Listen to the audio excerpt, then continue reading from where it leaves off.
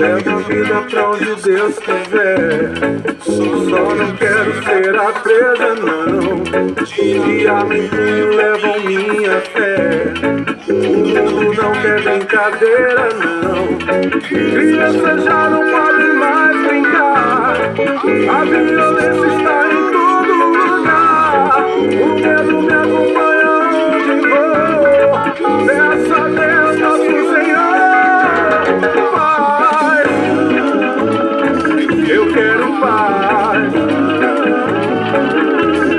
paz, eu quero paz, quero um mundo de libertação, pra aqueles que sofrem com o sistema. A fé é minha arma contra essa doença, homens brincando de ser quem não podem, tiram minha sede de perdão. Rajadas que penetram o coração. O medo me acompanha onde vou. Peço a Deus, nosso Senhor, paz. Eu quero paz, paz. Eu quero paz.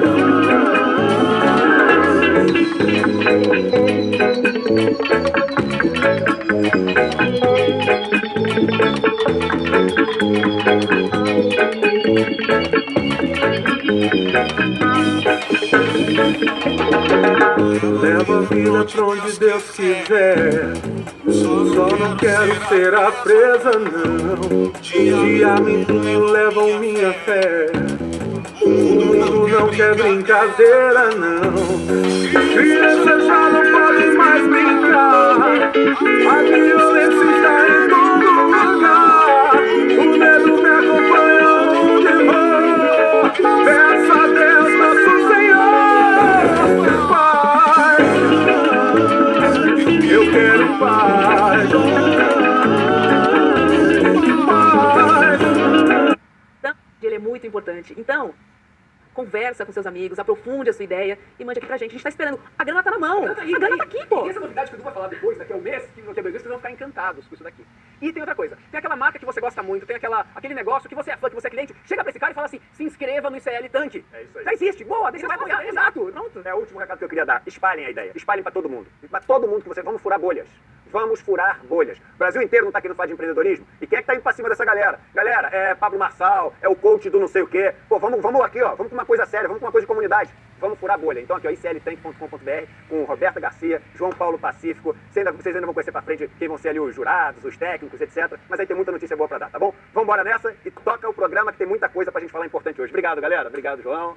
Obrigado, Rô. Você continua aqui. Obrigada, Edu. Vamos tá nessa. Bom? E eu já saí pra entrada do Rodrigo. Maravilha. Vamos trazer pra cá. E parabéns, hein, garota? Podia estar aqui do meu lado o tempo inteiro, nem me contou, né? Aqui assim. Edu me mataria, você conhece.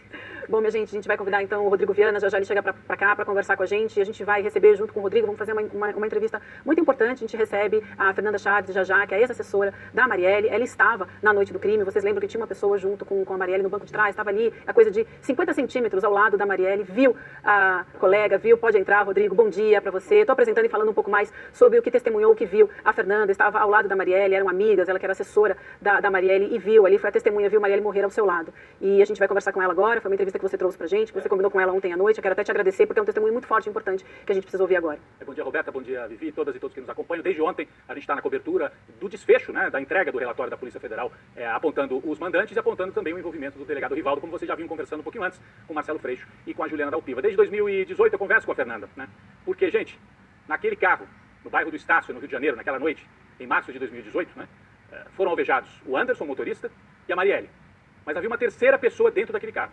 E essa terceira pessoa é a Fernanda Chaves. Ela está pronta aqui para entrar com a gente? Eu acredito que ela tá se aprontando, ela foi pegar uma água, daqui a pouquinho ela entra aqui com a gente. Então, eu tô aguardando aqui, eu te aviso, Rodrigo. Tá bem. Não, então, assim, a gente vai conversar com ela, é um testemunho importante daquele momento, e ela vai trazer detalhes, inclusive o testemunho ainda, de 6 anos depois desse crime ocorrido ali. É por milagre, né, Rodrigo? Eu não diria por milagre, mas assim, é incrível pensar que ela estava sentada do lado, no banco de trás, né? A composição do carro era assim, o Anderson dirigindo, a Fernanda logo atrás do Anderson, no banco de trás, e bem ao lado também, no banco de trás, estava a Marielle. Então, imagine, aqui ao lado, centímetros. Né? Eu estou vendo que a Fernanda está se posicionando aqui, a Fernanda Chaves, pronta para entrar. Fernanda, não sei se você já nos ouve, acho que sim. E eu dizia aqui que naquele dia, né, Fernanda, estavam no carro, foram alvejados, infelizmente, o Anderson e a Marielle, e havia uma terceira pessoa dentro do carro. A terceira pessoa era você. Então, antes da gente falar sobre o desfecho propriamente do caso, ontem você lançou uma nota falando sobre isso, nós vamos falar já já sobre as suas impressões desse desfecho, né, da Polícia Federal. Se você pudesse retomar pra gente um pouco do que foi aquela noite, né, assim, como é que você sentiu, como é que você viu, se você percebeu na hora o que tinha acontecido, recontar pra gente um pouco daquilo que aconteceu naquela noite em março de 2018. Obrigado pela sua presença, Fernanda. Bom dia a todos, bom dia ao ICL Notícias, obrigada pelo convite para participar. Pois é, são 6 anos, né, 6 anos e 10 dias, e ainda eu convivo, né, com as imagens e tudo mais muito nítidas ainda daquela noite do 14 de março. Bom, a gente vinha saindo do trabalho, a Maria tinha tido uma atividade logo após a sessão da Câmara, e a gente ia para casa, nós morávamos próximas, então era comum que eu tivesse com ela de carona, e seguíamos para casa normalmente, quando eu ouvi uma metralhada, assim, um disparo. E foi a única coisa, assim, foi um único disparo, uma única metralhada. Não consegui perceber absolutamente nada, uma aproximação, até porque a gente estava, no momento, eu estava do lado dela olhando no celular as fotos do próprio evento que a gente tinha acabado de sair, considerando as melhores fotos para poder subir nas redes, essa coisa de saída de trabalho, aproveitando para falar com as pessoas de casa pelo WhatsApp, ela também, aquela história, quer que eu passe na padaria, estou no caminho, já estou indo.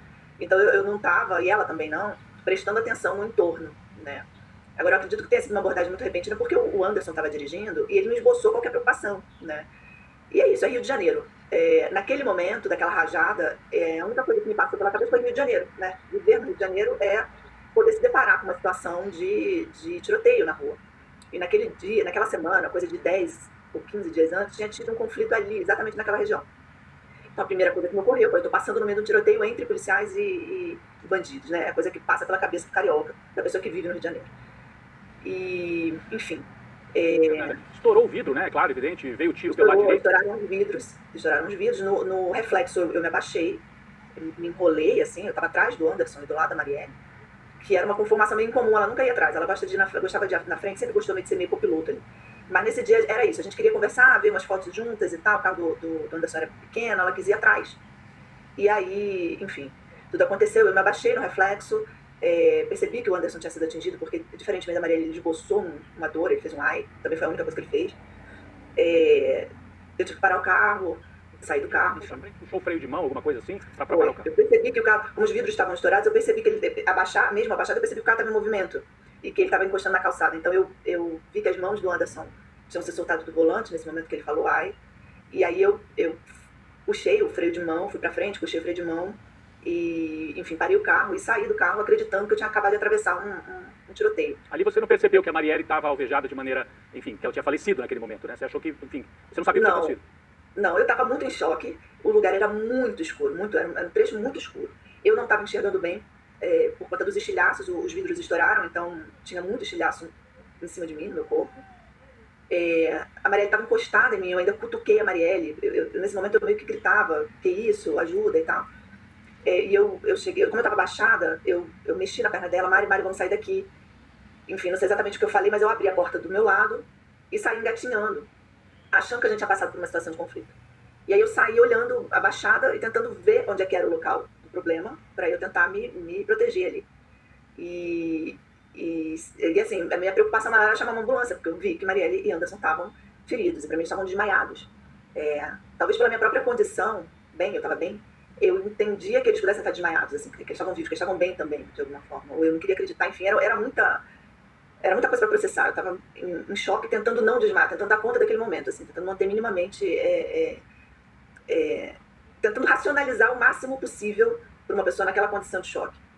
E aí eu vi que não tinha nada atrás, não tinha um conflito, não tinha nada na frente, não tinha um carro, não tinha um carro de polícia, não tinha uma situação de tiroteio, não tinha pessoas circulando. E eu fui levantando, e aí sim, aparecendo as pessoas do outro lado da rua, porque no primeiro momento eu cheguei a me assustar, e aí eles foram se aproximando, perguntando, o que eu vi? Isso foi um tiro? O que aconteceu? E aí eu vi que eram pessoas que estavam, enfim, entrando e saindo de um centro que tinha ali, de população, em situação de rua e tal. E comecei a pedir ajuda, falei, ajuda, chama uma ambulância, tem 2 pessoas feridas, chama uma ambulância. E aí, enfim, começou todo esse desespero de chamar a ambulância, uma pessoa chegou, ajudou a chamar a polícia, uma outra, porque eu não achava meu celular tinha caído dentro do carro.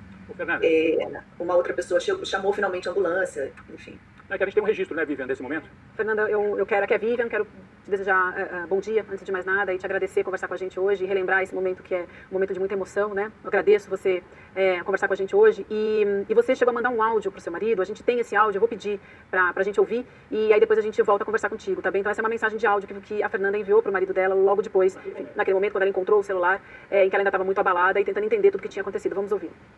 Olha só o carro que eu tava com a Marielle, que eu tô... levou uma opção de tiro, a Marielle foi atingida. Eu tô nervosa, mas eu tô bem. Foram vários tiros. Eu vou falar com o Vitor Gabinete. Não sei o que eu faço. Eu tô bem. Tá tudo bem comigo. Mas a Marielle tá desmaiada. O Anderson também. Eu não sei o que fazer, fica em casa, me espera. Reza por mim, reza pela Marielle, reza pelo Anderson. Fernanda, então foi nesse momento que você mandou esse áudio pro seu marido que você realmente percebeu que eles tinham sido alvejados. Você comentava aqui com a gente há pouco que naquele momento, como você saiu bem, você imaginou que talvez eles estivessem bem, estivessem vivos, mas naquele momento foi que realmente você teve noção do que de fato aconteceu ali. Mas você ainda ali não imaginava que tinha sido uma execução, que tinha sido algo para matar Marielle. Não, naquele momento não. Aquilo ainda não havia nem chegado ambulância e polícia no momento que eu mandei esse áudio pro meu marido. Eu vi meu celular piscando no chão do carro, fui lá, peguei, e vi que era uma mensagem do meu marido entrando. Porque eu estava num estado de choque tão grande que eu não conseguia lembrar de número, digitar, eu tremia muito. Eu não sentia muito meu corpo, os estilhaços voaram em mim, eu estava muito machucada, assim, ardendo, meu corpo ardendo. E eu mandei esse áudio pro Marcelo, nesse momento, e que a polícia ainda não tinha chegado, e não tinha chegado a ambulância, eu ainda não tinha dado conta do que estava acontecendo, assim, sabia que nada daquilo fazia sentido, mas eu ainda não conseguia processar que se tratava de um atentado político, por exemplo. Né? Muito em função também de viver numa cidade, num estado que é muito assolado pela violência. Né? Isso também é uma reflexão importante. Assim. Se você vive dentro das condições normais, né, de segurança, talvez essa dedução de que se tratava de um crime político enorme, né, de enorme importância, teria sido mais imediata. Mas não, essa dedução não foi assim tão rápida, sabe? É claro que à medida que as coisas foram acontecendo, a ficha vai caindo. Sobretudo para uma pessoa, você trabalha nos espaços de defesa de direitos humanos, trabalha na Comissão de Direitos Humanos, fazendo atendimento de vítimas de violência policial, enfim. Mas é isso, foi meio que virar o lado do balcão. É uma pessoa que sempre esteve num campo de atuação, tem alguma noção do que seja, mas até essa ficha virar e eu passar para esse outro lado do balcão de uma vítima sobrevivente de um atentado político, foi se dando ao longo do decorrer do dia, né? A polícia chegou depois, primeiro passou um carro da polícia que me parou para atender, nem sequer para prestar uma solidariedade, né? Isso por si já é esquisito, né? O carro passou, a gente chamou, falou, não, já tá vindo aí o carro responsável pela região, alguma coisa assim. E foi embora. Nisso eu já falei, cara, isso não faz sentido, né? Aí depois chegou a polícia militar que atendeu a ocorrência, e aí foi a primeira vez que eu tive contato com a informação da morte da Marielle. Foi muito chocante, porque o policial muito inábil por uma situação daquela. Ele já chegou meio que me inquirindo, me perguntando o que aconteceu aqui, isolando todas as pessoas que estavam ali no entorno. Claro, tinha muita gente curiosa, muita gente tirando fotos, foi um problema, eu fiquei tentando evitar isso. Mas também tinha gente que podia ter tido alguma impressão, ouvido alguma coisa, né? O papel da PM é preservar o local de uma ocorrência. Então eu já fui afastando as pessoas, então eu estava muito assustada, porque eu me vi sozinha naquela cena de crime, isolada num lugar muito escuro, em que o policial não chegou se identificando e já fazendo uma ligação, que eu não me lembro se foi de rádio da viatura ou se foi do celular dele, eu não enxergava muito bem porque eu estava muito suja de sangue. E aí ele fala pro interlocutor dele alguma coisa do tipo, são 2 mortos e uma sobrevivente, antes de falar para mim. Aí você ficou sabendo que eles estavam mortos. Você imagina esse momento? E aí eu entrei num desespero, assim, eu já estava num processo, né, de muito choque, e aquela informação chegou para mim de uma forma muito... E eu falava, não, chama uma ambulância, chama uma ambulância, chama uma ambulância. Era a única coisa que eu repetia. Ô, Fernando, eu queria só assim, agradecer você por retomar esses momentos que devem ser terríveis assim, de relembrar, mas dividir aqui com a gente. É importante a gente lembrar a dimensão que teve esse caso e que eram pessoas que estavam ali, né? Não é só notícia. Tinha gente ali, gente que morreu e gente que sobreviveu. Foi você. Mas eu queria andar 6 anos na história e se você puder agora fazer o balanço político de ontem desse desfecho, você publicou uma nota ontem e eu destacaria 3 pontos dessa nota que você publicou. Você disse, é o crime político mais importante ou mais relevante desde a redemocratização. Foi preciso que um novo presidente fosse eleito para que ele fosse resolvido, porque não seria resolvido com o antigo presidente. E terceiro, revolta. Você falou, revolta define o sentimento de quem esteve envolvido com esse caso. E aí eu queria te pedir, se você puder, rapidamente, eu sei que não é fácil, mas a situação de ter, além dos irmãos Brazão, o delegado com quem vocês se reuniram, que dava todo o apoio. Eu lembro que eu conversei com você, com a sua família, com o seu marido na época. Vocês diziam, não, a Polícia do Rio tem gente que está querendo resolver o caso. Vocês me falaram isso em 2018.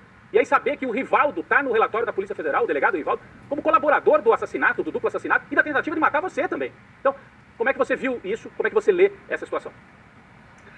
Olha, Rodrigo, eu acho que esse foi o maior choque que eu tive depois do atentado em si, obviamente. A participação do Rivaldo, para mim, foi chocante. Assim, eu recebi chocada assim, com essa notícia de que ele estaria envolvido não só no processo, no decorrer, não foi uma coisa de, ele recebeu uma propina para engavetar uma prova, não, que seria bizarro, mas assim, foi mais do que isso.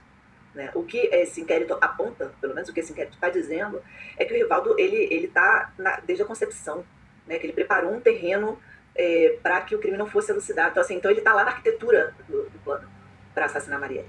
Eu fiquei muito chocada, muito revoltada com essa informação. É claro, com a participação não a participação, mas o fato de eles terem pensado o crime, encomendado o crime, os irmãos Brazão, também é muito chocante. Mas essa informação já era uma informação com a qual a gente já trabalhava, já tinha uma linha de investigação no início que tinha apontado isso, e faz muito sentido, né? Os irmãos Brazão são conhecidos por atuarem como milicianos, isso não é novidade. Para quem estuda um pouco de segurança pública e sabe, eles constaram do relatório da CPI das milícias lá em 2008. Então, assim, era uma coisa com uma linha de investigação com a qual a gente já estava um pouco habituado a saber que poderia vir daí uma coisa, embora muito chocante, tudo isso, né? Agora, a participação do Rivaldo realmente ela foi uma informação que chegou sem que a gente tivesse a mínima ideia disso. E era uma pessoa que a gente sempre teve como uma referência dentro da Polícia Civil. Eu digo pessoas que trabalham nesse espaço de defesa de direitos humanos, segurança. A própria Marielle tinha uma interlocução com ele. Eu fui assessora há muitos anos do Marcelo Freixo uma interlocução com ele.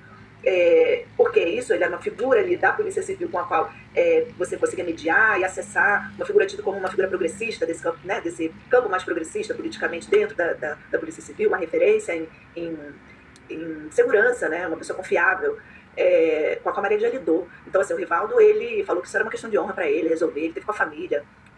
A gente se sentiu um pouco... Porque quando a gente começou a entender que o tamanho desse crime, que certamente meria o envolvimento de políticos e aí, logicamente, de agentes da polícia, né, quem entende um pouco do Rio de Janeiro, então a gente estava com muito cuidado. Eu queria só chamar a atenção a foto, né, que a gente tem na tela nesse momento, justamente do delegado Rivaldo recebendo a família da Marielle, e a Roberta, que está aqui no nosso estúdio, também queria fazer uma pergunta, não é isso, Roberta? É isso, Fernanda, bom dia. Obrigada por estar conversando aqui com a gente.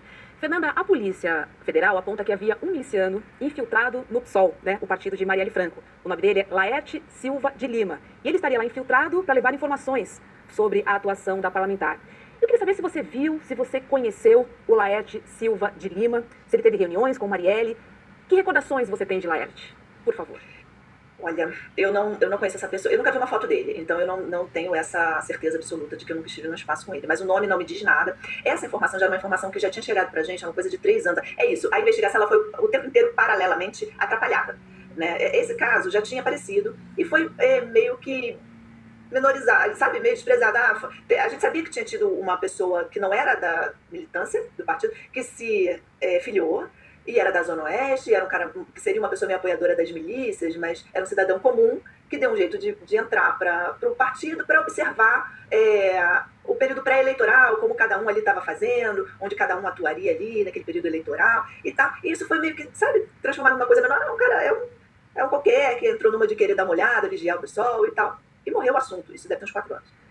Mas por quê? Isso já era... isso, muita coisa chegou e foi engavetada, muita coisa chegou e foi escanteada na investigação. E hoje a gente sabe, pelo inquérito, que essa pessoa teria sido colocada ali a mando dos irmãos Brazão, já com essa intenção de vigiar, enfim, mas eu nunca vi, não sei se ele chegou a participar de reunião sabe, de diretórios, de militância, não sei onde ele circulou, eu não, pelo nome, não, assim, nunca chegou nas nossas, mais próximas, digamos assim, das nossas opiniões, nem nada, mas nunca vi uma imagem dele também, para dizer, já vi essa pessoa circulando em alguma, eu nunca vi.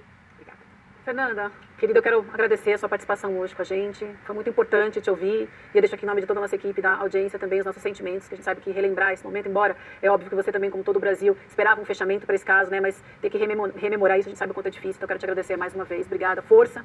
E vamos para frente. Bom dia para você, boa semana. Obrigada pelo convite, gente. Obrigado, Fernanda. Boa sorte aí para vocês. Obrigada, Rodrigo, pelo espaço. Bom dia. Bom dia.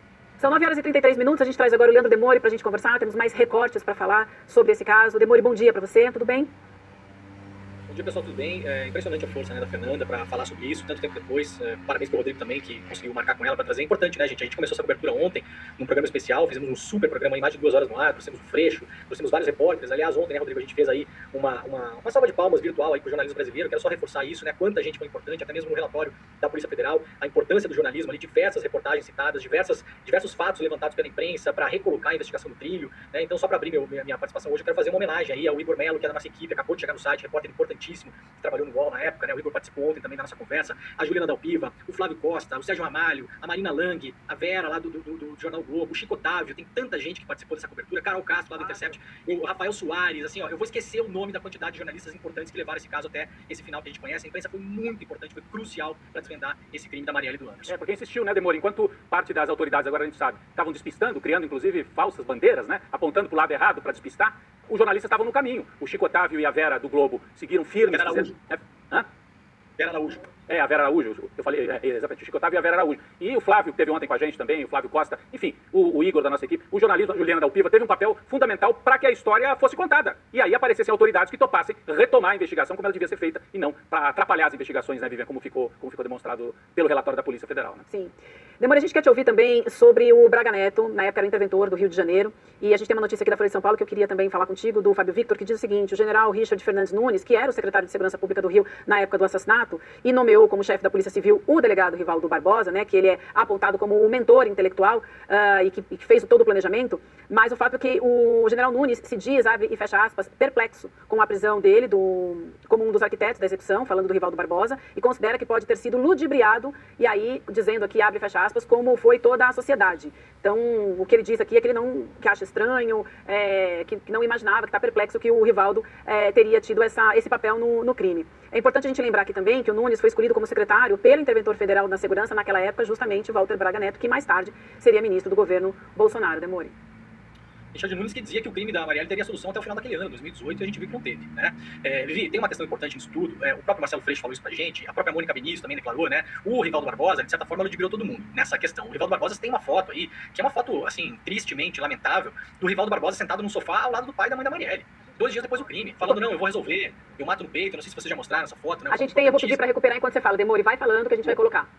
Boa, eu vou resolver, deixa comigo, eu mato no peito, aquela coisa toda. Agora, tem uma questão maior em relação a isso aí, que é o seguinte: ao invés da gente olhar para o específico, Vivi, eu quero pedir que a gente olhe para a floresta e não para a árvore, tá? O que é que está acontecendo aqui e qual é a chance histórica que nós temos agora em relação ao que está acontecendo no Brasil nesse exato momento?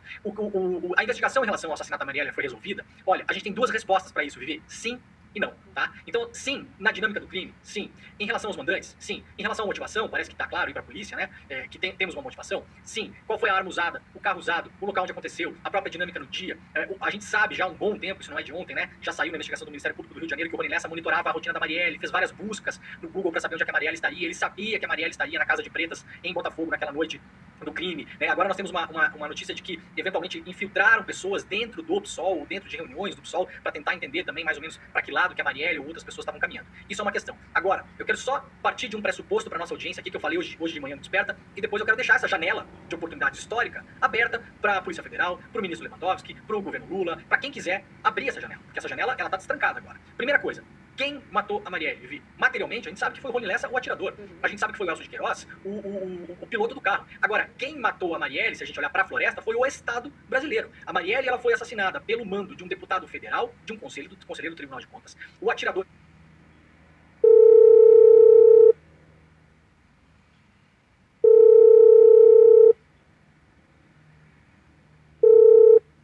um policial militar, o motorista do carro é um policial militar, o cara que embaralhou as investigações de propósito é um policial civil, o cara que apareceu para jogar a investigação para um outro lado, para culpar um grupo rival desse grupo que é o executor do assassinato, era um policial, ex-policial militar, o tal do Ferreirinha. Ele foi apresentado na investigação por 3 delegados da Polícia Federal, aliás, um deles, o tal do Hélio Christian, que por enquanto não está aparecendo nesse negócio aí, que na época abriram um inquérito para ver se ele tinha feito algum tipo de chantagem durante as investigações. As queimas de arquivo que aconteceram foram 5, 6, 7 mortos de queimas de arquivo. A maioria deles são policiais militares. O Adriano da Nóbrega era policial militar. O outro cara que foi assassinado também, que tinha sido a ponte entre o Rony Lessa e os mandantes, era policial militar. Então, Vivi, quem matou a Marielle? Quem matou a Marielle foi o Estado brasileiro. Isso aqui precisa deixar claro. Por quê? Porque a milícia, o Jogo do Bicho, no Rio de Janeiro, ela é uma organização de tipo mafioso. Organizações de tipo mafiosos, desde os anos 70, 80, com experiência italiana, elas não têm mais a pretensão de contrastar o Estado, de criar uma guerra contra o Estado. A Cosa Nostra na Sicília tentou fazer isso e se deu muito mal. Matou policiais, matou juízes, matou procuradores, matou políticos, empresários, pessoas comuns, adversários. Foram mais de 2.000 mortos na Itália na época. O que é que aconteceu com a Cosa Nostra? Ela foi estrangulada pelo Estado italiano. Nenhum grupo mafioso consegue vencer o Estado.